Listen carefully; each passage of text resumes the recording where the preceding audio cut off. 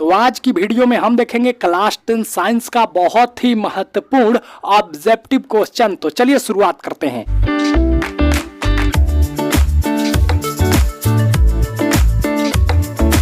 देखिए पहला प्रश्न क्या बोलता है, अवतल लेंस को कहते हैं। और हाँ, आप कमेंट कीजिएगा आपका कितना सही हुआ। तो ए ऑप्शन है अभिसारी लेंस, बी ऑप्शन है अपसारी लेंस, सी ऑप्शन है समतल लेंस, डी ऑप्शन है इनमें से कोई नहीं। तो जल्दी से बताइए, अवतल लेंस को कहते हैं तो अवतल लेंस को हम अपसारी लेंस कहते हैं। तो हमारा बी ऑप्शन बिल्कुल ही सही हो जाएगा। आइए देखते हैं अगले प्रश्न को। अगला प्रश्न क्या बोलता है, दही का जमना किस प्रकार की क्रिया है। ए ऑप्शन है अपघटन, बी ऑप्शन है प्रकाश संश्लेषण, सी ऑप्शन है किण्वन, डी ऑप्शन है उत्सर्जन। तो जल्दी से बताइए, दही का जमना किस प्रकार की क्रिया है। तो दही का जमना एक किण्वन क्रिया है। तो हमारा जो सी ऑप्शन होगा वो बिल्कुल ही सही हो जाएगा। आइए देखते हैं अगले प्रश्न को। अगला प्रश्न क्या बोलता है, मानव नेत्र में कौन सा लेंस पाया जाता है। ए ऑप्शन है उत्तल लेंस, बी ऑप्शन है अवतल लेंस, सी ऑप्शन है समतल लेंस, डी ऑप्शन है अवतल दर्पण। तो जल्दी से बताइए, मानव नेत्र में कौन सा लेंस पाया जाता है। तो मानव नेत्र में उत्तल लेंस पाया जाता है। तो हमारा ये ऑप्शन बिल्कुल ही सही हो जाएगा। आइए देखते हैं अगले प्रश्न को। अगला प्रश्न क्या बोलता है, पेड़ पौधों की पत्तियां हरा किसके कारण से होता है।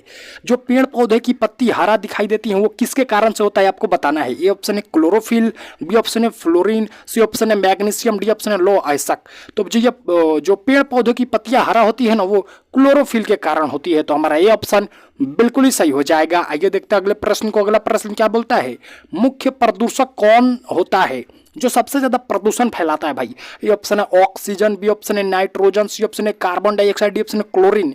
तो जो भैया हमारा मुख्य प्रदूषक है ना, वो है कार्बन डाइऑक्साइड। तो हमारा सी ऑप्शन बिल्कुल ही सही हो जाएगा। आइए देखते हैं अगले प्रश्न को। अगला प्रश्न क्या बोलता है, सारे प्रश्न इंपॉर्टेंट है, वीडियो को अंत तक देखिएगा।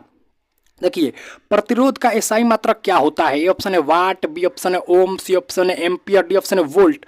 तो जल्दी से बताइए, प्रतिरोध का एसआई मात्रक क्या होता है। तो जो प्रतिरोध का एसआई मात्रक होता है ना, वो ओम होता है। तो हमारा बी ऑप्शन बिल्कुल ही सही हो जाएगा। आइए देखते हैं अगले प्रश्न को। अगला प्रश्न क्या बोलता है, किसी भी अम्लीय विलयन का पीएच मान होता है। ये ऑप्शन है 7 के बराबर, बी ऑप्शन है 7 से अधिक, और सी ऑप्शन है 7 से कम, डी ऑप्शन है कोई नहीं। तो जल्दी बताइए कि किसी भी अम्लीय विलयन का पीएच मान कितना होता है। तो वो हमेशा 7 से कम होता है। तो हमारा जो सी ऑप्शन होगा वो बिल्कुल ही सही हो जाएगा। आइए देखते हैं अगले प्रश्न को। अगला प्रश्न क्या बोलता है, आममीटर को विद्युत परिपथ में कैसे जोड़ा जाता है।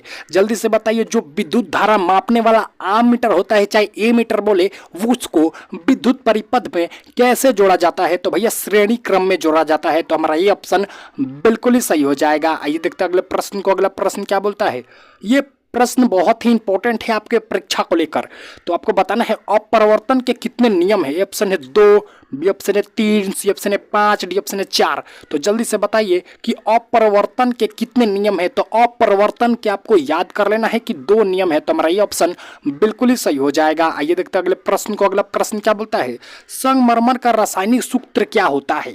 जल्दी से बताइए, जो संगमरमर होता है उसका रासायनिक सूत्र क्या होता है। तो जो संगमरमर होता है उसका रासायनिक सूत्र CaCO3 होता है। तो जो हमारा ये ऑप्शन होगा वो बिल्कुल ही सही हो जाएगा। आइए देखते हैं अगले प्रश्न को। अगला प्रश्न क्या बोलता है, पौधों में जल का परिवहन कौन कराता है। ए ऑप्शन है जाइलम, बी ऑप्शन है प्लोयम, सी ऑप्शन है दोनों, डी ऑप्शन है कोई नहीं। तो जल्दी से बताइए कि पौधों में जल का परिवहन कौन कराता है। तो पौधों में जल का परिवहन जाइलम करवाता है, और भोजन का परिवहन तो ये प्लोयम करवाता है। तो आपको याद कर लेना है। आइए देखते हैं अगले प्रश्न को। अगला प्रश्न क्या बोलता है, विभवांतर मापने वाले यंत्र को क्या कहते हैं। ए ऑप्शन है ए मीटर, बी ऑप्शन है वोल्ट मीटर, सी ऑप्शन है गैल्वेनोमीटर, डी ऑप्शन इनमें से सभी। तो जल्दी बताइए, विभवांतर मापने वाले यंत्र को क्या कहते हैं। तो विभवांतर मापने वाले यंत्र को आपको याद कर लेना है कि वोल्ट मीटर कहते हैं, और विभव मापने वाले यंत्र को भी वोल्ट मीटर कहते हैं, और विद्युत धारा मापने वाले यंत्र को हम ई मीटर कहते हैं। तो हमारा ये ऑप्शन यदि पूछता विद्युत धारा मापने वाला का तब सही हो जाता, लेकिन अभी हमारा बी ऑप्शन बिल्कुल ही सही हो जाएगा। आपको याद कर लेना है। आइए देखते हैं अगले प्रश्न को। अगला प्रश्न क्या बोलता है, किस दर्पण में फोकस दूरी धनात्मक होता है। ये ऑप्शन है उत्तल दर्पण में, बी ऑप्शन है अवतल दर्पण में, सी ऑप्शन है समतल दर्पण में, डी ऑप्शन है सभी का।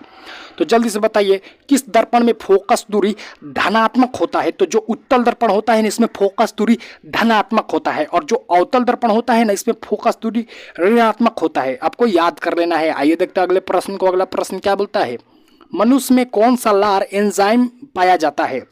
जल्दी बताइए कि मनुष्य के लार में कौन सा एंजाइम पाया जाता है? ए ऑप्शन है टिप्सिन, बी ऑप्शन है लाइपेस, सी ऑप्शन है टॉलिन, डी ऑप्शन इनमें से कोई नहीं।